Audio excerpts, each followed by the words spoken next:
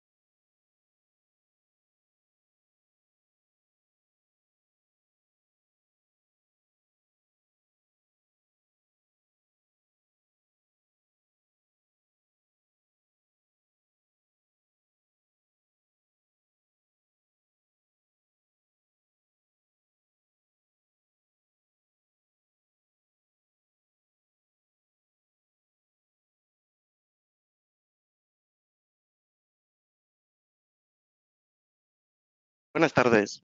Bienvenidos a una nueva sesión de los webinars que organizamos desde el Departamento de Propiedad Intelectual y Nuevas Tecnologías de Quatre Casas.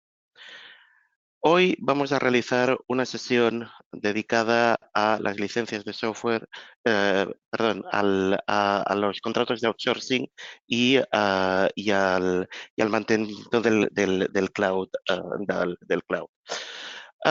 Para la sesión de hoy vamos a contar con Claudia Morgado como principal ponente.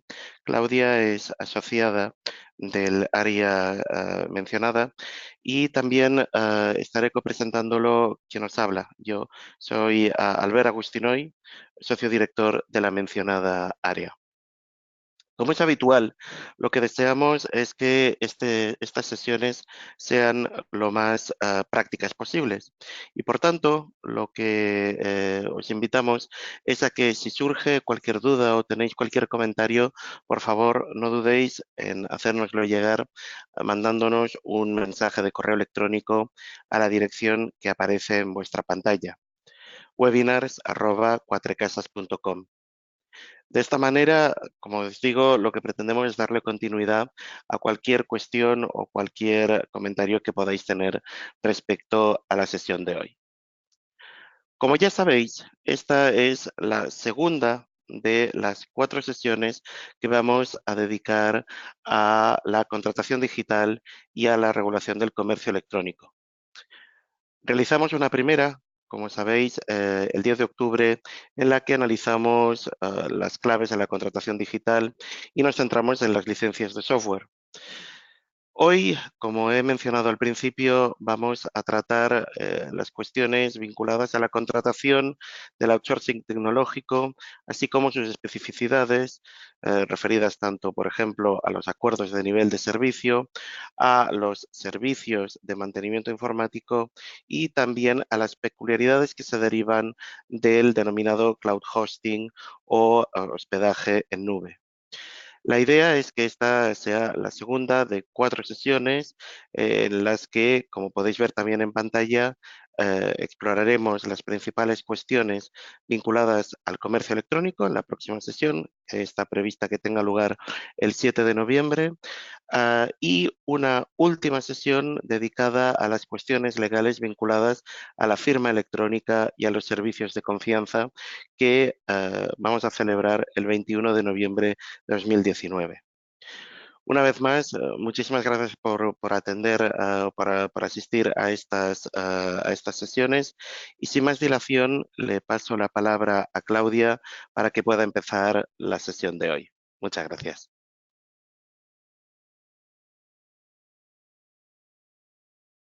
Buenas tardes, bienvenidos y muchas gracias a todos por inscribiros en esta segunda sesión del curso webinar de aspectos jurídicos de la contratación digital y del comercio electrónico.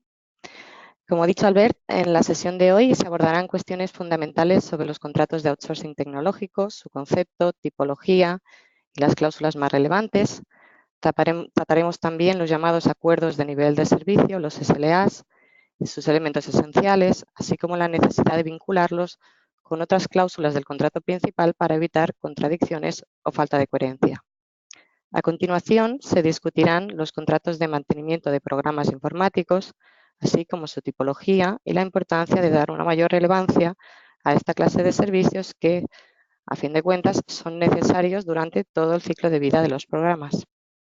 Finalmente, se abordarán distintas cuestiones relacionadas con la contratación de servicios de cloud hosting y aspectos relevantes en torno a los distintos tipos de nubes o sistemas de almacenamiento de datos.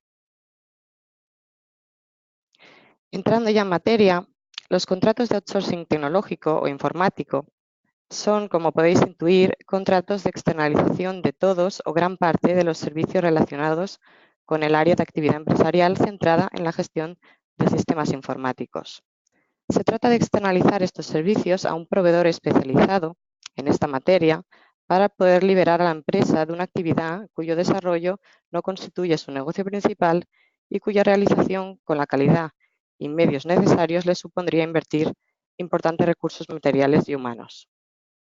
La externalización a un proveedor especializado ofrece a la empresa múltiples ventajas de entre las que destacan el poder optimizar recursos, acceder a tecnología más avanzada y actualizada, tener a su disposición un equipo de expertos con mayores conocimientos y experiencia, así como, en muchos casos, reducir costes significativos y poder ahorrar recursos para centrarse en su negocio principal.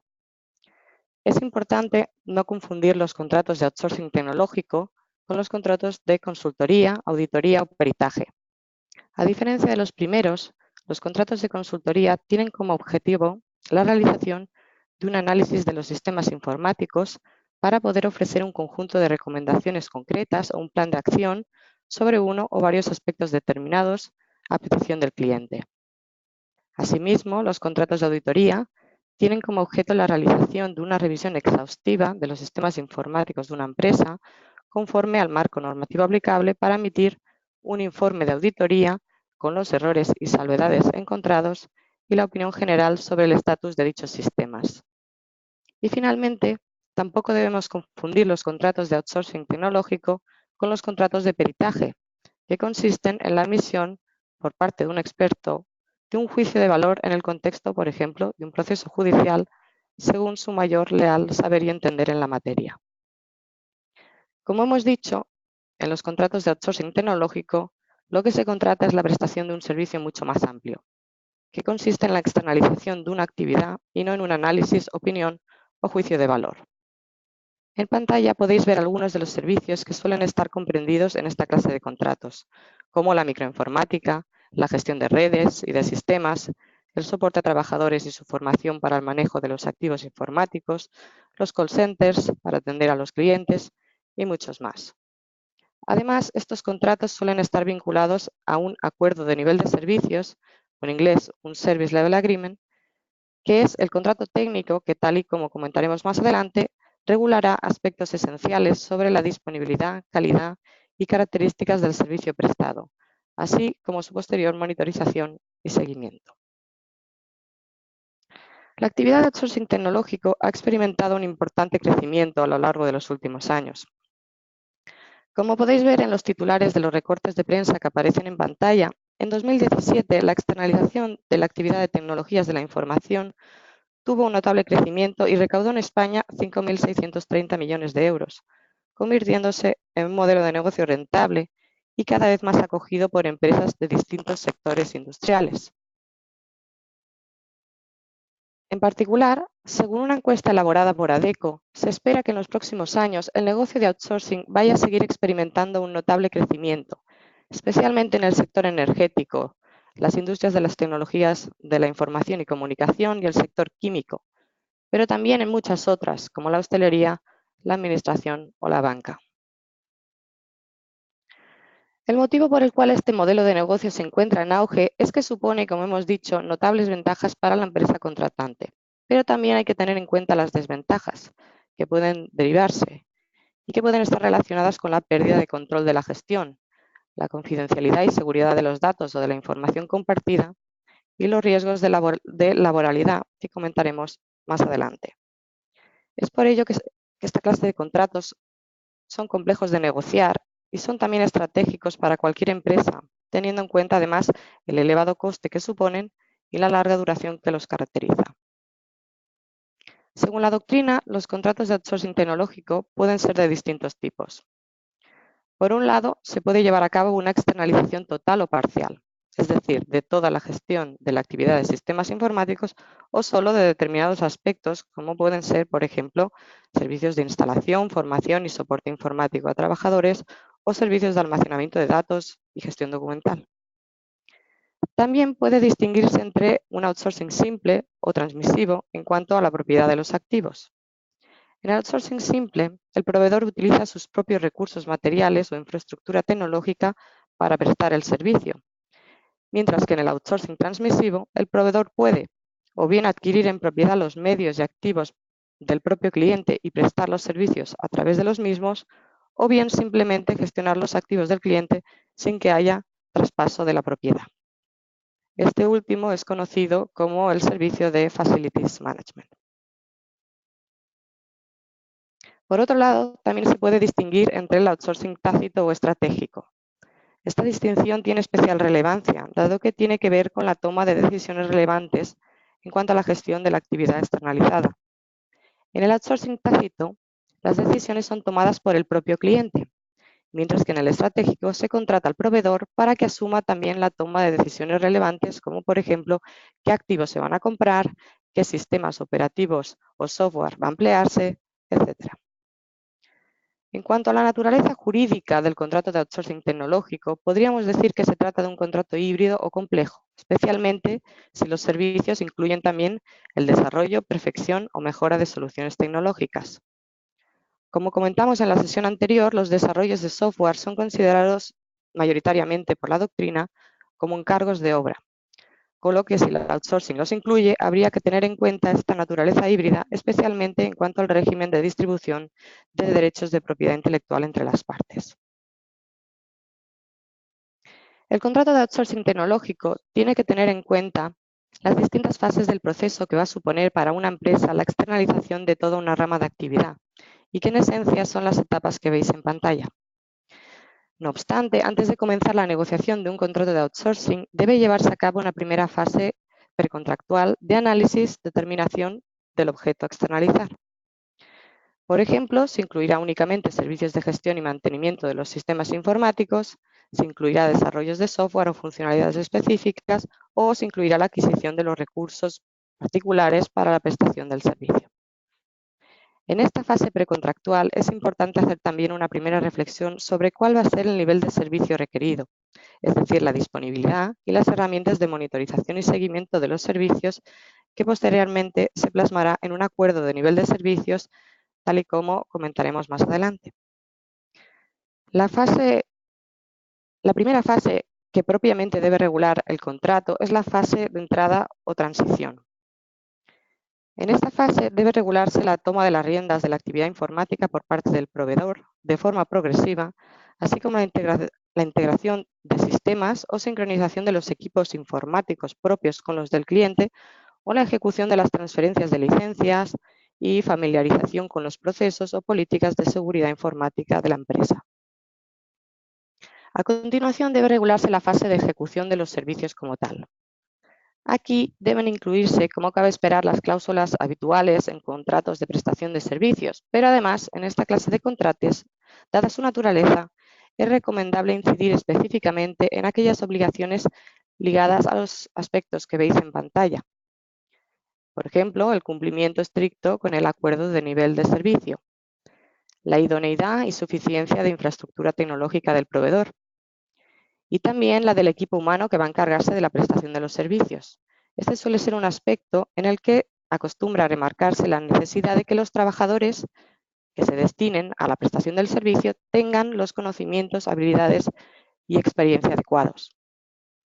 Relacionado con lo anterior, también son importantes las implicaciones laborales que pueden derivarse de esta clase de contratos, con lo que es importante establecer que el proveedor mantendrá, por ejemplo, las facultades de control, autoridad disciplinaria, y se encargará del establecimiento de horarios de los trabajadores o del pago de sus salarios y cuotas a la seguridad social. También son especialmente relevantes todos aquellos aspectos relacionados con la subcontratación de otros proveedores por parte del proveedor, por ejemplo, para la adquisición de licencias de software necesarias para prestar sus servicios. El régimen de responsabilidad de estas subcontrataciones debe acotarse de forma clara para evitar que más adelante se produzcan discusiones sobre quién debe responder ante un determinado incumplimiento. Luego está también la cuestión sobre la titularidad o propiedad de las licencias de software que se adquieran para la prestación de los servicios y que, como hemos dicho al inicio de esta sesión, es algo que idealmente debe acotarse por las partes con carácter previo al comienzo de la relación contractual para evitar futuros malentendidos. Por otro lado, es habitual en esta clase de contratos que se establezca el deber del proveedor de proporcionar información periódica sobre el estatus y grado de cumplimiento de sus obligaciones o que se constituyan comisiones de seguimiento o procesos de auditoría para poder realizar un adecuado seguimiento de la ejecución de los servicios.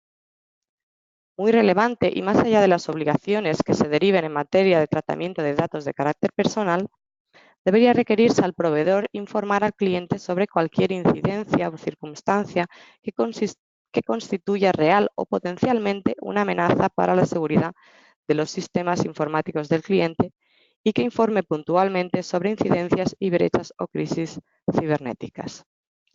Finalmente, como hemos comentado al inicio, hay que establecer con claridad el régimen de distribución de derechos de propiedad intelectual industrial de las partes, especialmente si se conceden licencias o se desarrollan soluciones a medidas, y el deber de llevar a cabo un inventariado riguroso de todos los activos, tanto tangibles como intangibles, que se empleen o resulten de la prestación de los servicios y su evolución durante la vigencia del contrato. Tal y como he comentado, además de la fase de entrada y la fase de ejecución, es igualmente importante la fase de salida o migración. En esta etapa habrá que establecer un marco de colaboración cómodo para las partes de cara a que, una vez finalizados los servicios, se produzca un traspaso pacífico hacia la empresa o hacia un nuevo proveedor que coja las riendas.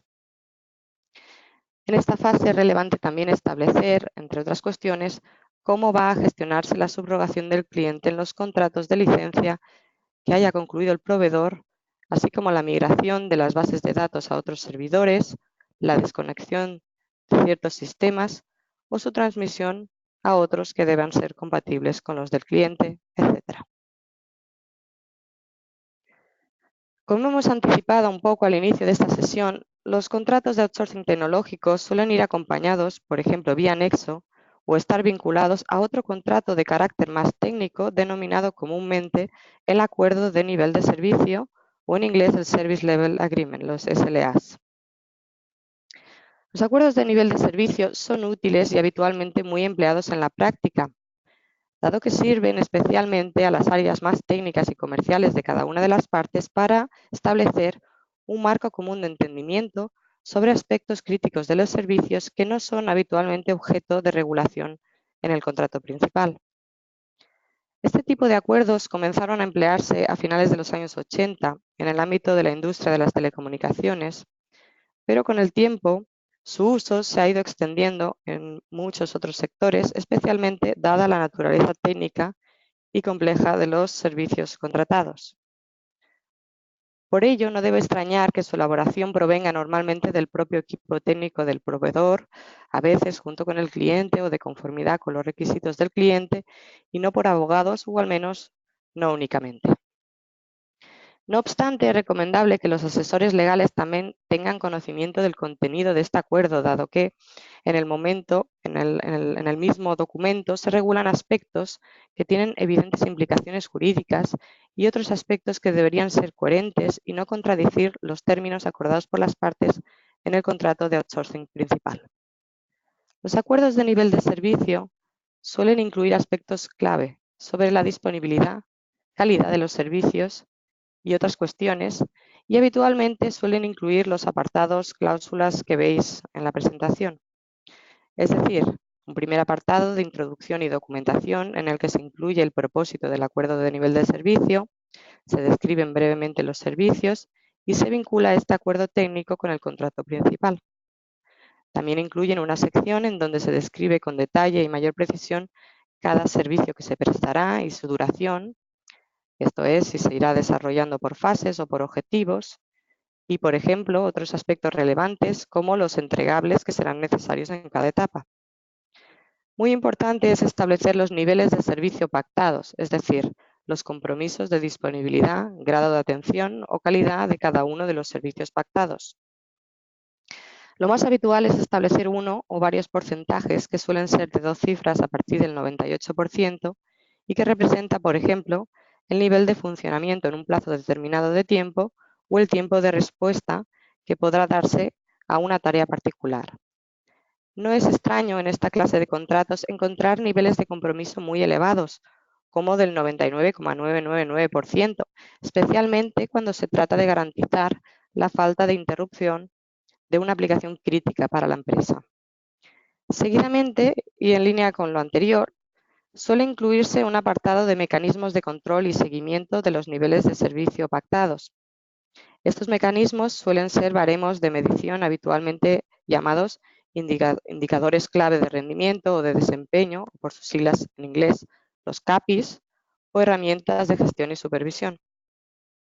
Por ejemplo, pueden fijarse los elementos o aspectos que puedan medirse o registrarse, tales como la fecha de recepción de una solicitud, la fecha de entrega o el interlocutor que atiende el trabajo y el método de registro de todo el proceso, que puede ser, por ejemplo, una plantilla de Excel.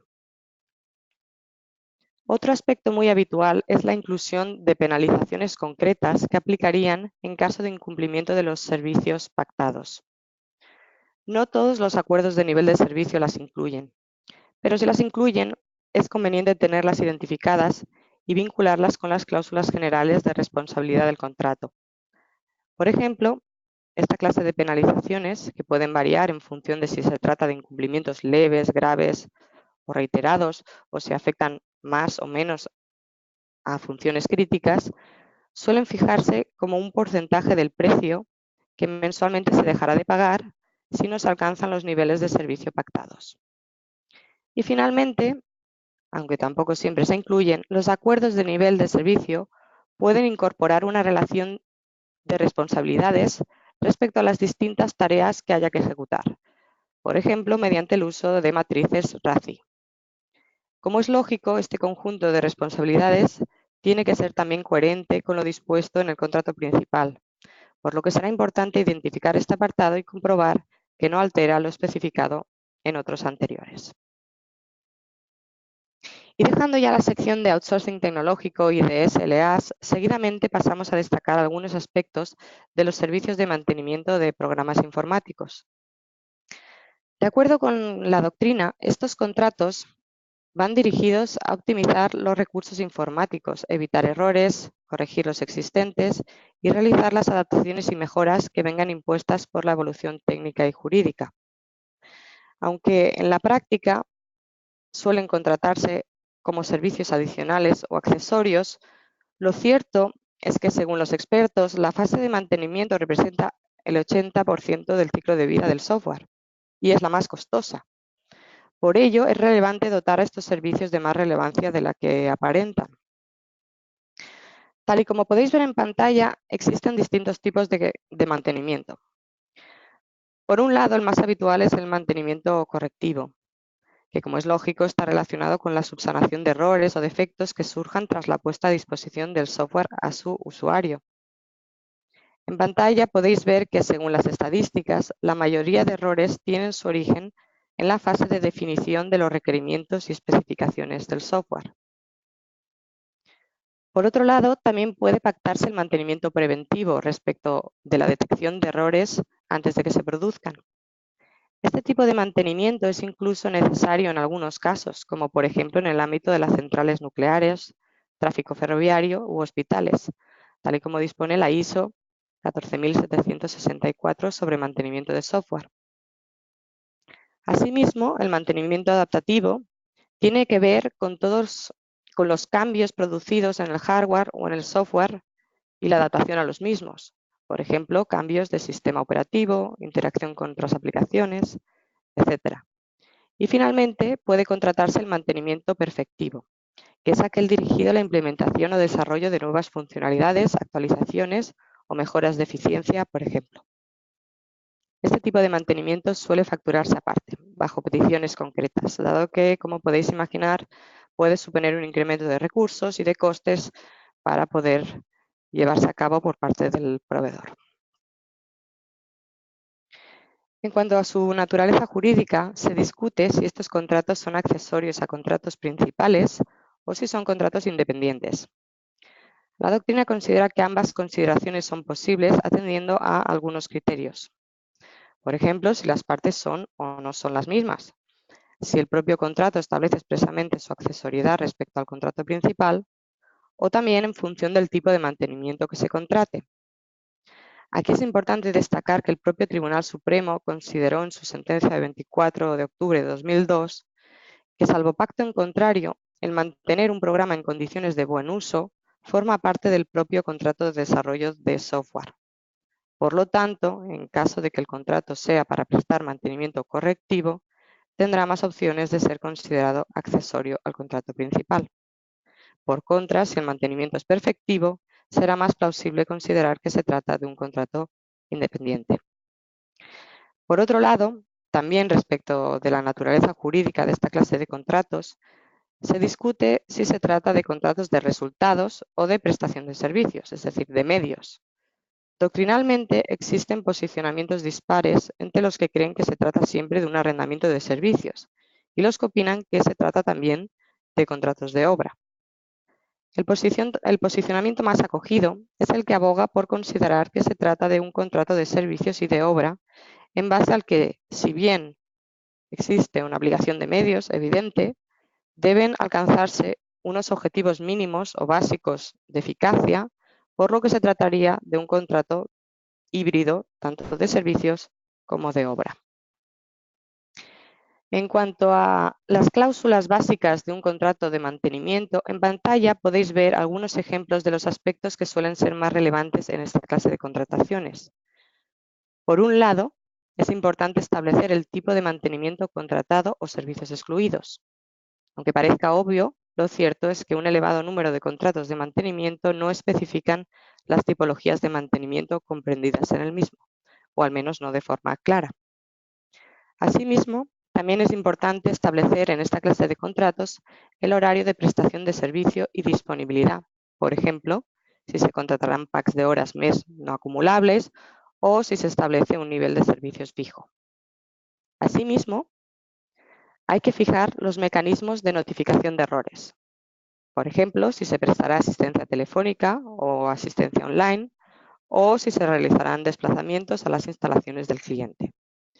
Finalmente, cabe destacar la regulación de las consecuencias ante la falta de subsanación o de una subsanación a tiempo de los errores notificados. Suele distinguirse respecto a esta cuestión si son errores que afectan a funcionalidades relevantes o funcionalidades críticas o si son errores más o menos reiterados. En muchos casos se le ofrece la posibilidad al cliente de optar entre si solicita una sustitución del software, si se concede una prórroga o si se aplican penalizaciones específicas y, en caso de que se trate de incumplimientos graves, si ello constituye un motivo de resolución. Y entrando ya en la última sección de la sesión de hoy, los servicios de cloud hosting y en general los de cloud computing son una clase de servicios informáticos cuya característica principal es que permiten el acceso a través de la red y bajo demanda a un conjunto de recursos, por ejemplo, servidores, almacenamiento, aplicaciones, etc., de un modo flexible e inmediato y sujeto generalmente al pago por consumo realizado. En particular, los contratos de cloud hosting o de almacenamiento en la nube son aquellos que permiten el acceso a un espacio de almacenamiento de datos y procesadores de datos de gran capacidad. Este espacio suele ser fácil y rápidamente accesible desde cualquier lugar, con una mínima interacción con el proveedor y de forma sencilla.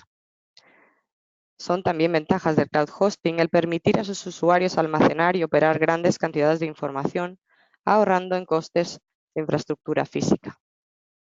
Por lo tanto, las características y ventajas principales de este servicio son, tal y como veis en pantalla, las de autoservicio, dado que es un servicio que se presta bajo demanda. Acceso en remoto a espacios de almacenamiento desde cualquier lugar y dispositivo, es decir, su elasticidad e inmediatez. Y que se trata de servicios medidos, basados en el pago por consumo. Como veis también en la presentación, existen distintos tipos de nube. La nube privada es la que gestiona una única entidad y que puede ser operada por ella misma o por un tercero en las propias instalaciones de la entidad en cuestión o fuera de ella. Este tipo de nube es exclusiva para quien la contrata y normalmente ofrece mayores garantías de seguridad. No obstante, el principal inconveniente es que su precio suele ser más elevado. La nube pública es la que está disponible para todo el público en general o para un grupo y que permite almacenar los datos fuera de las instalaciones privadas de una empresa. El sistema es propiedad del proveedor que presta el servicio, por lo que la empresa no tiene que adquirir infraestructura hardware.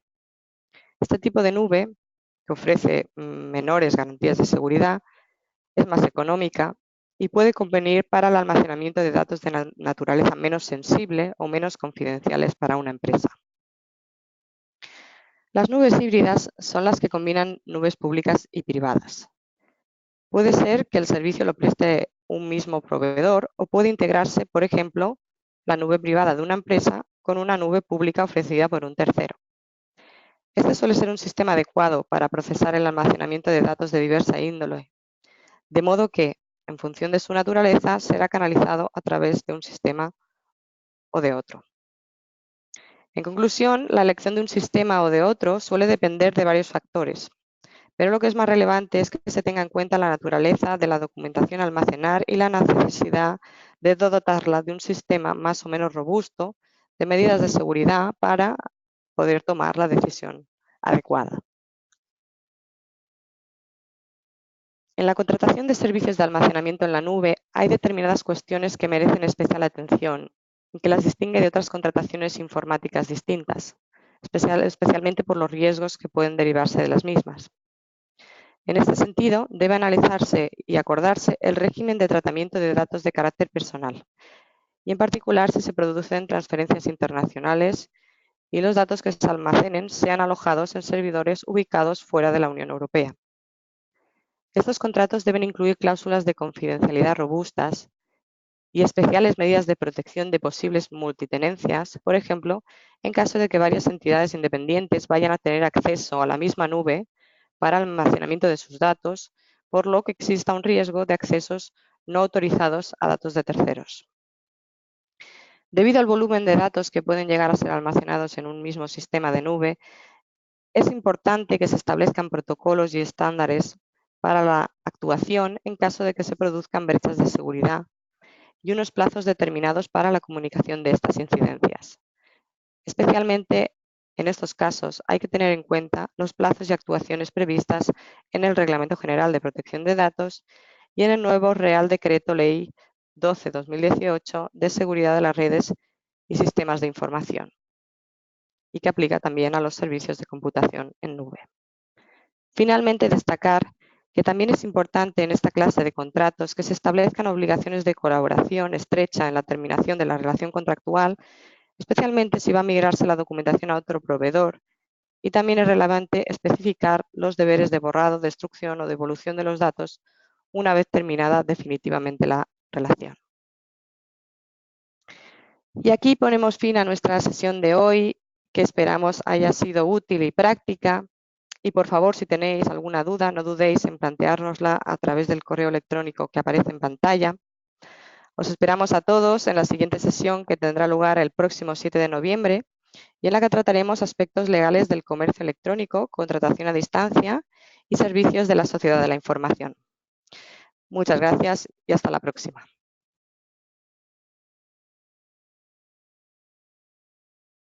Muchas gracias, Claudia, por la exposición. Ha sido muy interesante.